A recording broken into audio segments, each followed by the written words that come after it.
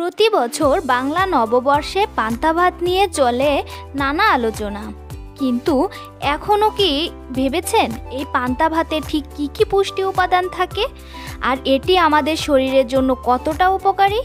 বিশেষ করে ডায়াবেটিস রোগীদের জন্য পান্তা ভাত ভালো নাকি ক্ষতিকর, এ নিয়েও অনেকের মনে প্রশ্ন। এই সব প্রশ্নের উত্তর খুঁজতেই পান্তা ভাতকে নিয়ে গবেষণা করেছেন বিজ্ঞানীদের একটি বিশেষ দল, যাদের আসাম কৃষি বিশ্ববিদ্যালয় পরিচালিত। এই গবেষণায় পান্তা ভাতের পুষ্টিগুণ, স্বাস্থ্যের ওপর এর প্রভাব এবং ডায়াবেটিস রোগীদের জন্য এর নিরাপত্তা বিশ্লেষণ করা হয়েছে। কী চমকপ্রদ ফলাফল পাওয়া গেছে এই গবেষণায়, জানতে ভিডিওটি শেষ পর্যন্ত দেখুন।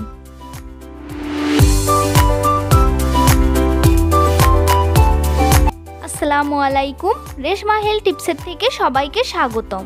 আজকের বিষয় পান্তা ভাত খাওয়ার স্বাস্থ্য উপকারিতা। পান্তা ভাত বাংলা সংস্কৃতির এক অনন্য খাবার।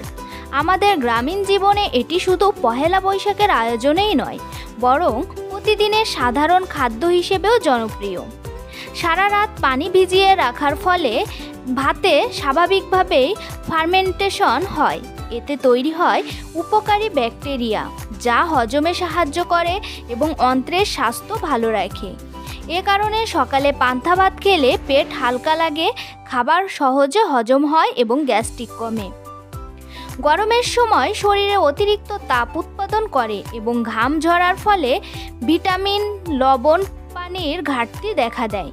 পান্তা ভাতের পানির অংশ শরীরকে দ্রুত ঠান্ডা অনুভূতি দেয় এবং শরীরের পানি শূন্যতা পূরণ করতে সাহায্য করে। লবণ, লেবু বা মরিচের সঙ্গে খেলে শরীরে ইলেকট্রোলাইট ব্যালেন্স ঠিক থাকে, ফলে মাথা ঘোরা, দুর্বলতা বা ক্রাম্প কমে যায়। যারা মাঠে কাজ করেন বা রোদে পরিশ্রম করেন, তারা পান্তা খেলে দ্রুত শক্তি ফিরে পান। ভেজা ভাতে তৈরি হওয়া প্রোবায়োটিক অন্ত্রের উপকারী ব্যাকটেরিয়া বাড়িয়ে রোগ প্রতিরোধ ক্ষমতা বাড়ায়। ফার্মেন্টেশনের কারণে ভাতের মিনারেল যেমন আয়রন, ক্যালসিয়াম ও ম্যাগনেসিয়াম আরও সহজে শরীরে শোষিত হয়। আয়রন রক্ত তৈরি করতে সাহায্য করে এবং ক্লান্তি দূর করে। ক্যালসিয়াম ও ম্যাগনেসিয়াম হাড় ও দাঁত মজবুত রাখে এবং স্নায়ু ব্যবস্থাকে সক্রিয় রাখে। এছাড়া পান্তা ভাতের ক্যালোরি তুলনামূলক কম, আবার পানি বেশি থাকার কারণে পেটে ভরা ভাব আসে। তাই যারা ওজন নিয়ন্ত্রণ করতে চান, তাদের জন্য এটি স্বাস্থ্যকর খাবার। এতে থাকা ভিটামিন বি শরীরে শক্তি উৎপাদনে সহায়তা করে এবং সারাদিন কাজে মনোযোগ বাড়ায়। সকালে খালি পেটে পান্তা খেলে টক্সিন ও বর্জ্য পদার্থ সহজে বের হয়ে শরীর ডিটক্স হয়, ফলে ত্বক ভালো থাকে এবং শরীর সতেজ অনুভূত হয়। মাছ, শাকসবজি, ডাল কিংবা আলু ভর্তার সঙ্গে পান্তা ভাত খেলে এক ব্যালেন্সড খাবার তৈরি হয়, যেখানে কার্বোহাইড্রেট, প্রোটিন, ভিটামিন ও মিনারেলের সঠিক সমন্বয় পাওয়া যায়। এ কারণেই বহু প্রজন্ম ধরে পান্তা ভাত বাংলার মানুষের জীবনযাপনের সঙ্গে জড়িয়ে আছে এবং স্বাস্থ্যকর খাদ্য হিসেবেই পরিচিত। অন্যদিকে ডায়াবেটিস রোগীদের জন্য খাওয়া দাওয়ার ক্ষেত্রে সবসময় কার্বোহাইড্রেট নিয়ন্ত্রণে রাখতে হয়, কারণ অতিরিক্ত কার্বোহাইড্রেট রক্তে শর্করা দ্রুত বাড়িয়ে দিতে পারে। পান্তা ভাত মূলত ভাত থেকেই তৈরি, তাই এর সঙ্গে কার্বোহাইড্রেট থাকাই স্বাভাবিক। তবে ভালো দিক হলো সারা রাত পানিতে ভিজিয়ে থাকার কারণে ভাতের কিছু স্টার্চ ভেঙে যায় এবং এর ফলে গ্লাইসেমিক লোড কিছুটা কমে আসে।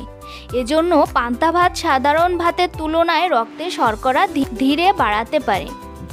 ভেজা ভাতে স্বাভাবিকভাবেই ফার্মেন্টেশন হয়, ফলে এতে তৈরি হয় উপকারী প্রোবায়োটিক ব্যাকটেরিয়া, যা হজম শক্তি উন্নত করে এবং অন্ত্রের স্বাস্থ্য ভালো রাখে।